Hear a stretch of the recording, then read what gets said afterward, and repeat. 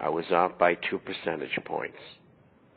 But I also predicted a second package for the year after next of $2 trillion additional. The first one was for, I think, $787 billion. The next one will be for $2 trillion. They are deliberately trying to destroy our society. I can believe that. Do you think the Federal Reserve will, Lisa in San Diego, in Seattle, I'm sorry, Lisa. Lisa in Seattle comes in and says, do you think the Federal Reserve will step forward to finance job creations in the future in any form? Yeah, I do. I do think that will be part of it. And the job creation will be in the form of training more than anything, and it will be for the most rudimentary jobs. And, help is needed there. I don't know whether that's the appropriate method of doing it, but people who are at the bottom of the economic ladder not only have to put up with what others have to put up with in unemployment, they also have to deal with the illegal immigrant problem, their competition. And so I don't know how well that's going to work. And you can train people to do things,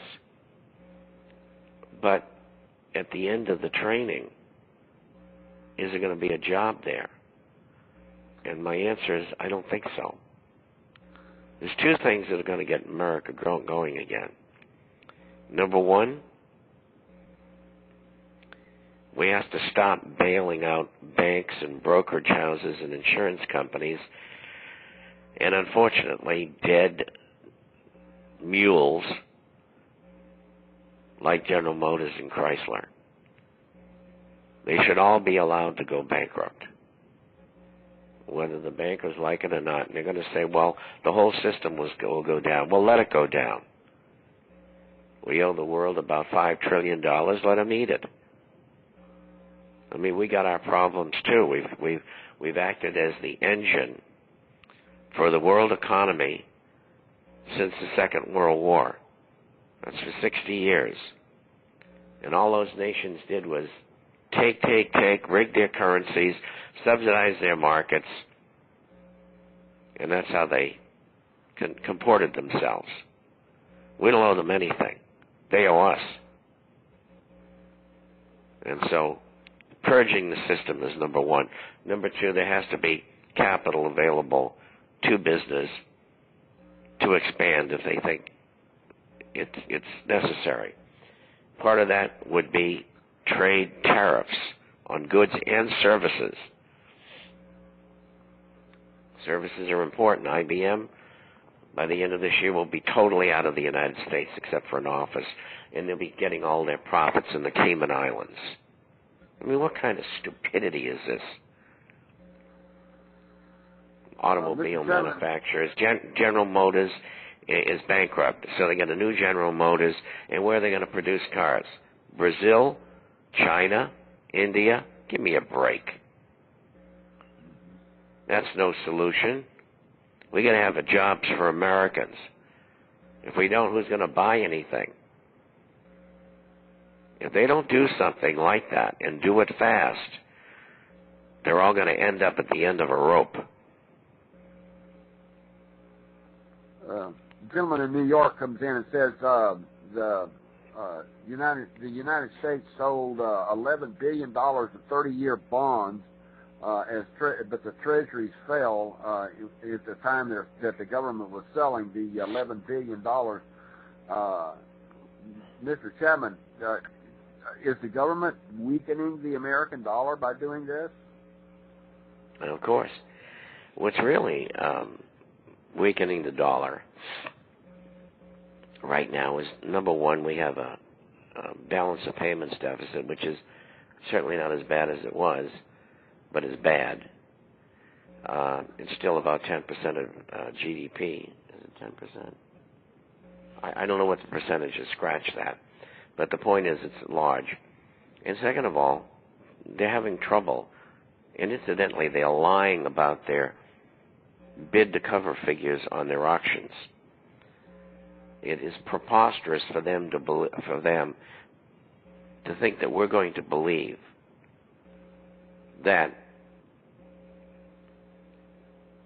the bids to cover were about, and these are by other central banks, were about 62% of the securities offered, when in normality it runs between 25 and 35%. I have a suspicion that the Treasury is buying their own paper outside the country. Either that or the Fed's doing it for them. So those figures are not real. I mean, they'll lie about everything. You know, you've got to look at everything like it's a lie until you can prove it's not a lie.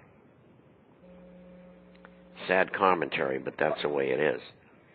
So what the Fed is doing for the Treasury is they're buying Treasury paper, bonds, notes, in the market. And they're also buying Treasury paper from the Treasury. The problem is the Fed doesn't have any money.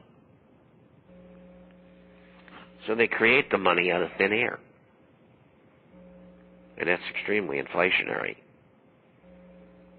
And it's crazy. Because the whole edifice, when it collapses, is going to be far worse than it would have been otherwise. Mr. Chapman, we got to take a break. Ladies and gentlemen, Bob Chapman, theinternationalforecaster.com, is with us today. We'll be back in 5 minutes. This is Drew Malone Raines III with a Marines Disquisition, heard live around the world on Wind Talkers Radio Network. All right, guys, we're here, 5 by 5. Welcome back, ladies and gentlemen. This is Drew Malone Raines III, a Marines Disquisition, heard live around the world on Wind Talkers Radio Network and off the Internet from Blog Talk Radio. Those of you that go to blogtalkradio.com, we welcome you to listen to the show at blogtalkradio.com. Welcome, and there is a chat room. You press that little green button down there. And those of you that are on the Internet, and you can join a chat room. Or if you wish to call the show, you can call in and ask Mr. Bob Chapman, the International Forecaster Editor, founder. I should say consultant, but he doesn't get paid. He volunteers his information to you free of charge. The phone number is 347-308-8047. That's call into this show. 347-308-8047. And you can ask your question directly. If you are shy and you want to go into the chat room, you have the Marine Corps chat room. Those of you in the Marine Corps, you know where it is. And those of you that are on Skype, you can Skype me a message offline at Drew Raines, Drew Malone .Raines. You'll find me in Shreveport, Louisiana, and Skype me a message that way. We want to let you know that we are getting confirmation that there's a lot of people out there listening and partaking of Mr. Chapman's word. We've got some Marines out there that are also apprehensive about where we are in our economy, and they're taking heed of what's being said. We've got the wives of Marines that are stationed overseas that are on pins and needles because of the recent maneuvers in Afghanistan, and they're trying to protect their families and assets.